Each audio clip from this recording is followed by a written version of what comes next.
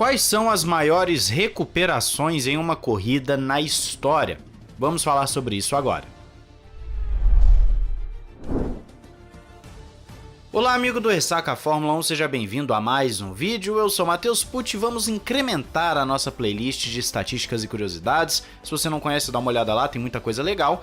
E falaremos de 3 recuperações absurdas da história da Fórmula 1, sendo que tem uma aqui que eu acho que a maioria não sabia, não conhecia, então vamos ao que interessa.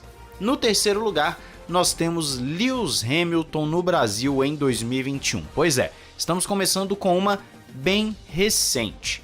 Como você deve se lembrar, quem acompanha já há pelo menos uns 2 anos a Fórmula 1, Hamilton e Verstappen estavam travando uma batalha ferrenha pelo título de 2021 e quando chegou no Brasil, a Mercedes estava estreando o seu motor apimentado, aquele super motor que nada mais era do que a especificação anterior, só que com mais potência liberada, colocando em xeque a confiabilidade. Como esse motor seria usado em poucas provas, dava para a Mercedes fazer esse tipo de coisa.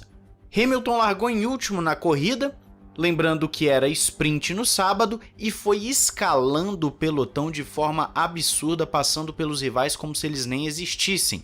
A diferença de performance, principalmente na reta, era fora do normal.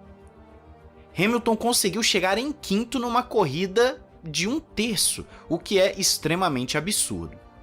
Chegando no domingo, Hamilton não largou em quinto, teve que largar em 10º por conta de uma penalização, e mesmo assim conseguiu chegar até Verstappen, que liderava a prova. Ambos disputaram ferrenhamente a posição, Verstappen deu a vida na defesa, mas não foi o suficiente para parar Lewis Hamilton, que fez a ultrapassagem e venceu.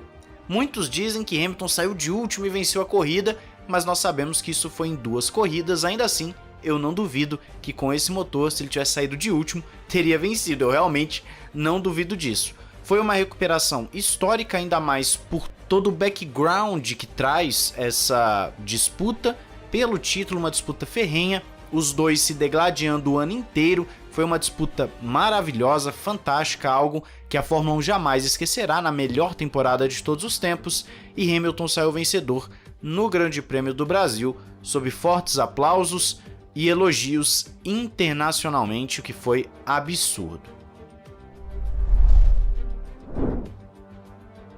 No segundo lugar tem uma que eu acho que a maioria aqui não conhece e eu particularmente também não sabia, para ser bem sincero.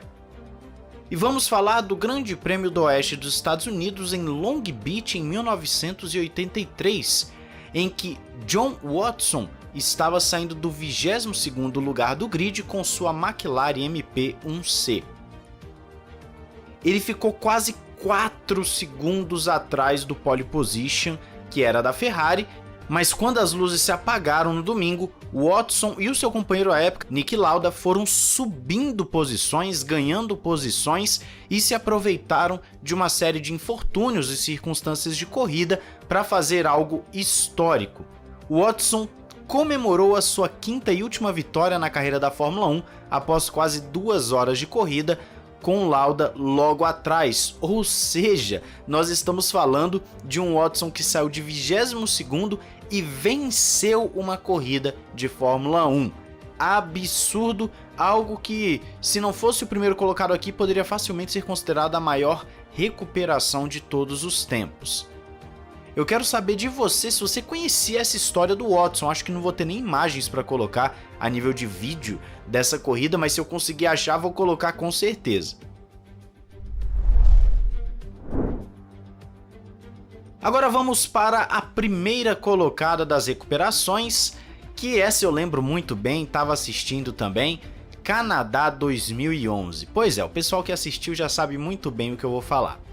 Uma corrida num pé d'água absurdo, teve 2 horas de paralisação, durou 4 horas de evento, fez a Fórmula 1 repensar algumas regras, mas não somente por isso ficou na história. A corrida do Canadá é o palco de uma das exibições mais fantásticas que a Fórmula 1 já teve.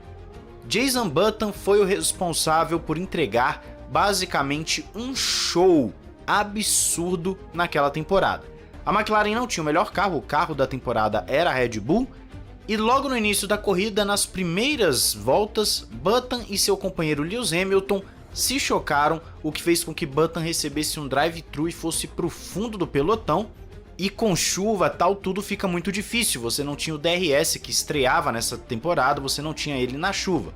Mas não tem problema, Button foi subindo de novo algumas posições, ele havia largado em sétimo, até que ele chegou a se encontrar com Fernando Alonso. Ambos tiveram uma briga um pouco mais acalorada, os dois bateram, Alonso abandonou porque ficou preso na zebra, e Button teve que ir novamente para os boxes, dessa vez para poder reparar o seu carro. Foi para o fundo do pelotão de novo. Jenson Button teve que novamente começar a escalar o pelotão de forma absurda, colocando já o seu carro na zona de pontuação na 10ª posição. Isso faltando mais ou menos 20 voltas para acabar a corrida. Button foi passando um, passando o outro, até que no finalzinho teve um safety car. Na relargada, Button conseguiu ultrapassar Webber, Schumacher e foi atrás do líder da corrida, Sebastian Vettel, que estava extremamente tranquilo na prova. Na última volta, Jenson Button contou com a sorte. Vettel errou, deu uma saída da pista e com isso Button assumiu a ponta na última volta, vencendo o Grande Prêmio do Canadá de 2011. Uma exibição memorável, absolutamente fora da curva, de um piloto que merecia, nesse caso, uma vitória desse tamanho. Bernie Ecclestone na época falou que foi 95% piloto e 5% carro, só para a gente ter uma ideia de como foi absurda a exibição do Jenson Button. Mais uma vez nós temos que lembrar, foi na chuva, não tinha DRS, ele caiu 2 vezes para o fundo do pelotão, pagou punição, teve que ir para o box 2 vezes e ainda conseguiu vencer o Grande Prêmio. Algo absolutamente sensacional, eu tenho essa corrida na memória até hoje, foi impressionante de ver e para mim essa é a maior recuperação da história da Fórmula 1. Quero saber de você, você lembra de mais alguma recuperação histórica, fora da curva, algo assim sem precedentes? Diz aí nos comentários, não esqueça de se inscrever e ativar o sininho para não perder nada aqui no Ressaca F1. Um grande abraço, valeu e falou! Cheever is slowing, Cheever is stopping. What a shame, that was a wonderful late race charge from the American.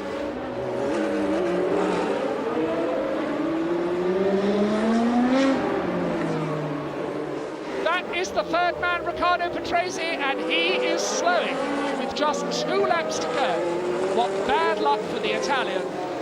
Nelson Piquet, his teammate, has already parked, but Riccardo Patrese looked sure to get 4 points for Brabham.